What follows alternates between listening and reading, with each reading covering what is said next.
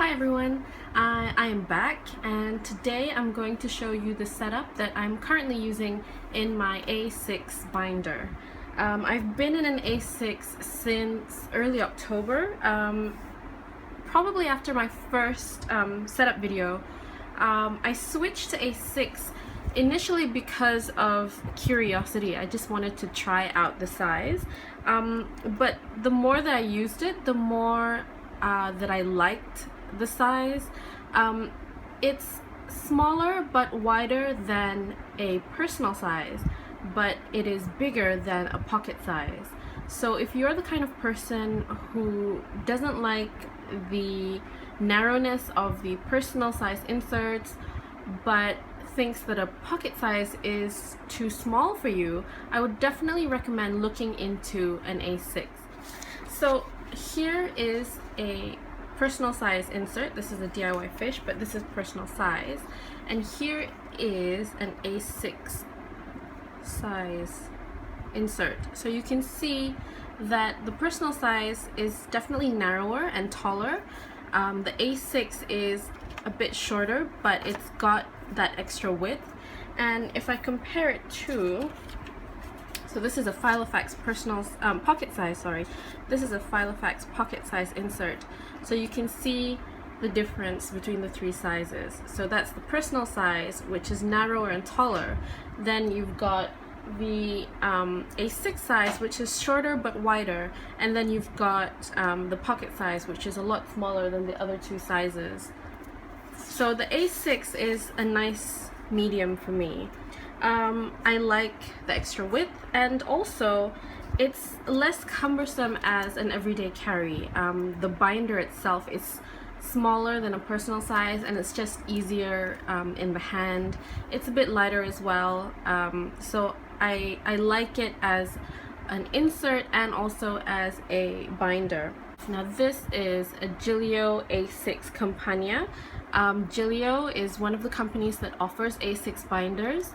I believe Vanderspec also does an A6 binder, which they call the senior size, and of course Mulberry Agendas are true A6 sizes. So those are the three brands that I know of that offer binders for A6 size inserts. Now the layout of this A6 Compagnia is a bit different from the medium-sized Compagnias. There are vertical pockets here. You get 3 slip pockets, a big back pocket. You have the 2 horizontal pockets here and a zip pocket down the side.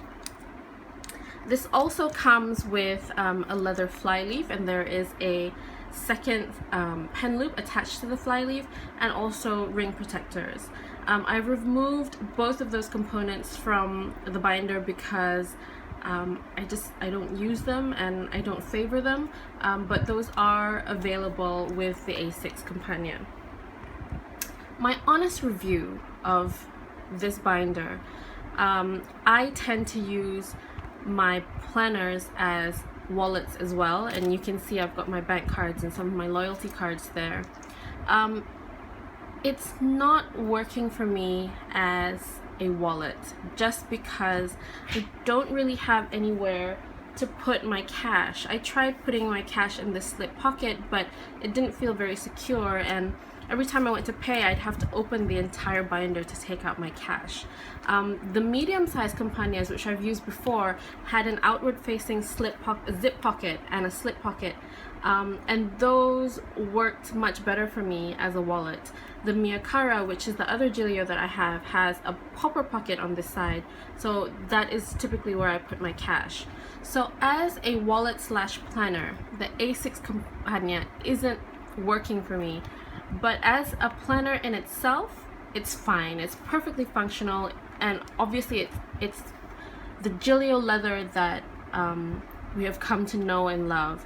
So in terms of pocket layout as a wallet, not working for me, but in terms of just a planner, it's perfection. I love the leather, I love the color. I have another one in gold, which I'm going to move into next month, but it's It's a Gillio. I love my Gillios. So moving on to the setup that I'm currently using in this binder, I am in, surprise surprise, DIYFish. The A6 DIYFish inserts were a big factor that convinced me to give the A6 size a try. Because I was using DIYFish inserts in the personal size, I was fully expecting to just transfer that setup into the A6 size. It didn't quite work that way. My planning needs changed, and I found myself wanting to add a few things to what I was already tracking, and my personal size setup just wasn't cutting it. So I ended up getting an entirely new set of inserts. So the inserts that I'm using now are version 2.2. So version 2.2 is working out really well for me, but I missed having the version 5 weekly fold out to the right.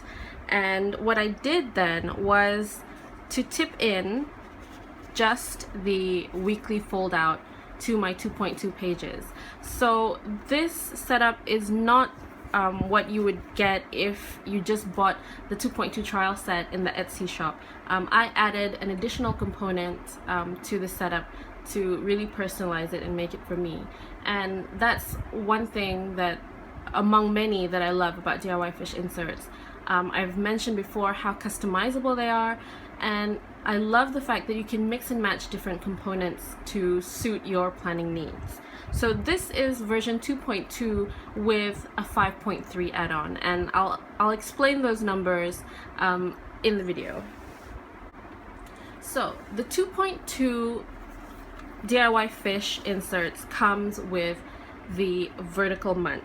Now, I really like this. I like the layout of having your days run from top to bottom. It doesn't bother me in the slightest. The monthly view comes with this extra little column here that you don't get in the horizontal view, and I'm using this to track TV shows. You know how I love my TV, so I just write down what episodes are playing on what day, and this is a handy reference for me. So if I'm staying home on a Sunday night, I'll know that I have these two TV shows that I'll want to watch. There's also a middle column here, and what I'm using it for is because I'm really downsizing the number of inserts I'm carrying around. I'm only carrying a month at a time. So what I'm using this middle column for is to make a note of any events that happened in the previous month that I'll want to reference in this month. I also write down things that are happening in the current month that maybe I don't want to put in my calendar. So I've put here my daughter's exam and when she doesn't have school. It's just a quick reference for me. And of course, this is my master task list for this month. I'm doing something new with the monthly chart. So I'm still using this monthly chart to track personal habits. But my previous system of just marking down events or habits when they happened wasn't really giving me much of an insight into what I was doing. So the idea that I'm using now is inspired by DIYFish herself. She shared this idea in the DIYFish Facebook group, and I thought that is fantastic, and I couldn't wait to try it in my monthly spread. So what I'm doing is I have divided, I don't know if you can see, but I've divided each little grid square into tiny triangles, and each triangle represents something different.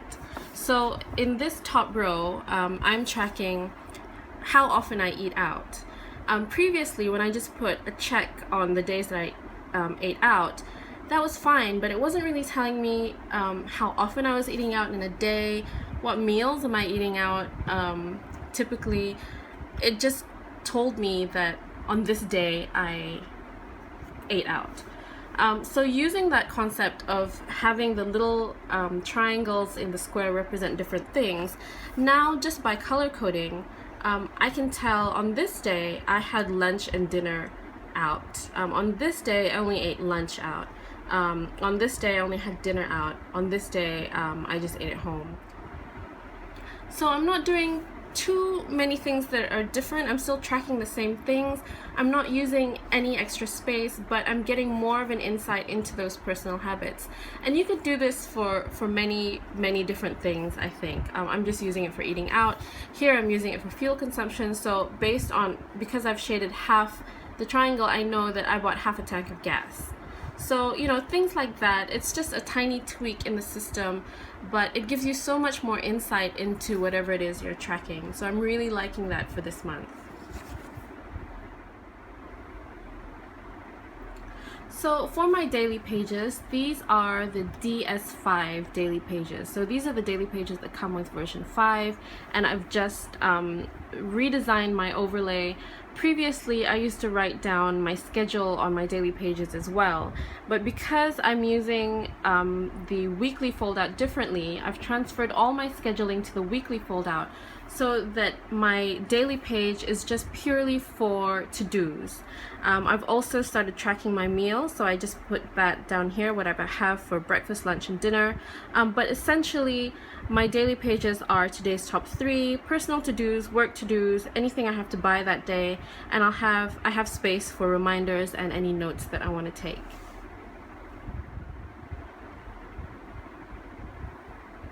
Now, one really cool component about version 2.2 that I like is that the weekly chart is on a separate page. And the reason why I like this is that I can just print out the weekly chart and make it removable. So what I've done is just reinforced the side of the page with clear tape. You can use washi tape. I've punched it and I've put slits in the holes so that it's easy for me to remove and take out. I don't have to open the rings. So what I do is that if it's a Friday, I'll put my weekly chart there, so it serves firstly as a divider, and also it tells me that these are the things that I have to get done. So my weekly chart is always in view. I really like that about version 2.2, and that was one of the things that pushed me to try this new setup. On the back of the weekly chart, you have this weekly planner, and I know a lot of people like using this as a meal planner. I use this space for my on this day entries, my little micro journaling, and I use this column to track what TV shows that I'm supposed to watch, or what TV shows have come out in that particular week, so that if I'm watching them over the weekend, I'll know, okay, I've watched this, but I haven't watched this, so I'll start there. So let me just talk a bit about why I decided to incorporate the 5.3 weekly foldout into my planning. It was mainly because I wanted to start tracking my time. And I didn't want to do this through something like the Hyperdex where I was tracking every single hour of my day. I just wanted to figure out where significant chunks of my time was going throughout the day. So what I've done here is I've just marked any appointments that I have in with lines. So these are color coded. Green is for work and orange is for personal, but I've also shaded in boxes throughout the day, and this signifies any activities or events that takes up a significant chunk of time. So here in pink, I've shaded the amount of time it takes me to drop off and pick up my girls at school. Here I've just shaded in when I've gone out for dinner. Here it's just even something mundane like going out for brunch and shopping for groceries. I frequently find myself coming to the end of the day and thinking, what did I do with my time? Where did all that time go? And that's particularly true on the weekends when I don't have work. I'll get to Sunday and I'll think, what did we do all weekend? Where did we go? And even if we stayed home, what do we spend our time on? So I wanted to track my time not so rigidly, but still have a way of recounting what I did with all those hours. So anything that takes up any amount of time, like here I've even tracked, because we spent 2 hours catching up on TV shows, I've just marked that down so that maybe at the end of the week I'll think, God, what did I do on Saturday? I can refer back to this weekly fold out and I'll see, oh, okay, we spent that time catching up on TV, we spent this time going out with the kids, we spent this time here just going out and buying groceries. It doesn't seem like much, but it was the perfect solution for me because I was frequently asking myself, where did my time go? What did we do all day? So this was just absolutely perfect, both for scheduling and for time tracking. Now, I found myself with a bit of a dilemma because I really liked having the weekly chart on a separate page, but on the back of the 5.3 weekly fold out is usually a weekly chart. And the solution I stumbled upon, I literally just stumbled upon, it was quite by accident. I was printing out the 5.3 fold out and I ran out of ink, so I had to go use my husband's printer. And surprisingly, my husband's printer prints pages differently. So when I ran this page through my husband's printer, it ended up printing the blank grid that comes on the back of the version 5 weekly fold out first. And I thought, hey, I'll just let it print and then I'll just cut off the part where it has the weekly chart, and that lined up perfectly with where I was gonna cut it to just take this part of the weekly fold out. I hope that makes sense. So there's no, I didn't do anything too fancy. It was just a glitch of a printer, but because of that I was able to have this weekly grid on the back. And what I use it for, I'll just cover this, but what I use it for is for tracking my weekly finances. I haven't been doing that because previously I did it in another notebook, so I'll transfer all of that over, and here I've just got a space to do my my brain dump, my ongoing brain dump. I call it capture. So any random bits of information that I think of that I think maybe will be useful, I'll just jot it down here. So now we get to the 2.2 weekly fold out, and typically the 2.2 setup comes with this little weekly flap here. What I use it for is for writing down any reminders to do with that day. So this is all color coded, so I'll know that if it's in pink it's for one of my girls, if it's in red it's to do with me, if it's in orange it's something family related. So any reminder for that day I'll write down on this weekly flap. The horizontal part here I have left blank. I have an idea of what I want to use it for, but for now I don't really mind, I'll just leave it blank. On the back of this weekly fold, now this is usually blank. It's just a blank column of grid squares. But what I decided to do was to design a little overlay. So I've just mirrored the rows that you get on this weekly flap. So I've designed it so that I have Monday, Tuesday, Wednesday, Thursday, Friday, Saturday, Sunday, and I'm using this as my week at a glance. So even though I have all my pages tucked in and not folded out, if I just wanted to see, do I have an appointment on that day? Do I have a reminder on that day? Do I have anything going on? I can see by these little stickers here. So this means orange means I have a family appointment, and yellow means I have a work appointment. So without even folding out my pages, I can see what I have going on for that week, and I'm really liking that system. On the back of this is where I have my get it done section. This is where I house any uncompleted to-dos for the day. So if I have something that I'm supposed to do on that day, but I didn't get it done, I'll just make a mark oh, I don't have anything that I didn't complete. Oh, there. So this tells me that I haven't completed it, because when I first write in to do, I'll write in a blank box, and then when it's done, I'll color it in so I'll know these are done. But if it hasn't been finished or it hasn't been tackled that day, I'll put a line through it. That reminds me that I should schedule it for another time that week. So I was originally supposed to do this on Monday. I didn't complete it, so I did it on Tuesday.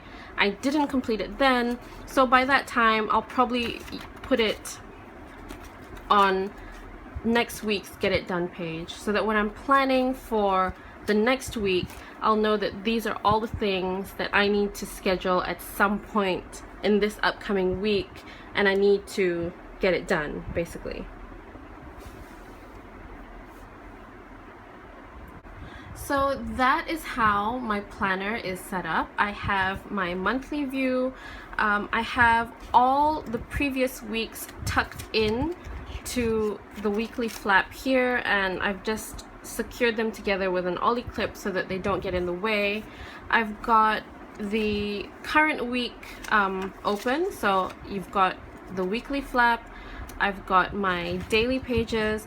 I've got a weekly chart which is removable, so usually I would put that just after the current day, so it's Monday today, and I would put my weekly chart there. And I've got my weekly fold out. I've got a section to track my finances. I've got my capture section, and I've got my little weekly planner here. The rest of my setup is pretty minimal. I've got for forward planning, I've got all of 2016 month on 2 pages, and I've got December, so you can see it's not neat at all. I don't decorate or anything. I just use this purely for forward planning. You know, it's messy, I cross things out, but you know, this is not permanent. As soon as it's December, I'll just take this out and I'll use this to start planning my December month. It's the same with January and February. So I don't really need to have it looking pretty. I have dividers, which I've made myself. I've gone all floral for this binder. I don't know why, but I just really like the colors.